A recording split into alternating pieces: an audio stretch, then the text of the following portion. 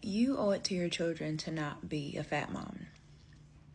And as someone who was a fat mom, I don't think we realize how much we can hinder our own child or children's experience by being the fat mom. Having a mom who is unhealthy, who is not taking very good care of herself, who is unable to really keep up with them, who may not be able to do as much with them, to be able to partake in as many activities with them. I had even seen a video yesterday where she had mentioned that, losing weight is so much more than the aesthetics, but it's actually for our safety and for our survival. And say, for example, if you have to pick your child up and run a considerable distance, or if you have to defend your child against a kidnapper and you don't have the strength and or the stamina, there's so many different ways that being big can hinder us personally, but we don't really think about how it hinders our children. Like something as simple as your children wanting you to get out and play with them. As a parent, you should be able to get out and play with your kids, and you being big and winded should not be the reason why you cannot do that.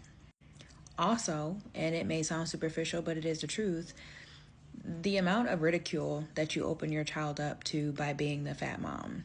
Like, I don't know if y'all had your mama jokes, your mama so fat jokes. It's one thing to have kids be talking about your mama so fat, your mama so fat, this, and this. It's one thing they're going to do that, but for it to actually be true and your child has to take the jokes because of your lack of discipline or because you are not taking good care of your health, that's not fair to them. I want to be able to keep up with my kids, to keep up with my grandkids, to get out there and run with my kids, especially my boys, because they always want you to get out there and run around with them and play with them. When we do begin traveling and going to different amusement parks and things, I don't ever want my weight, my size, or my lack of stamina and strength to be the reason why I cannot get out there and experience life with my kids. That's not fair to them. We did not bring them into this world for us to just sit on the couch and them to just watch us sit around and lay around and be out of breath for their entire childhood.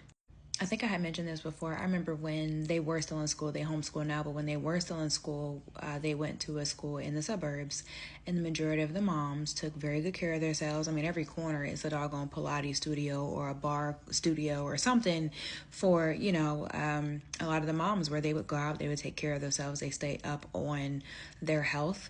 They're very health conscious. And I remember being big and being out of breath and being winded and just feeling so out of place amongst all of these other women. And at some point, your children are going to get to the age where they notice that they have the big mom. I didn't want them to have to go through that embarrassment. It was bad enough that I was embarrassed. I didn't want my children to be embarrassed because I had chosen to be big, because ultimately for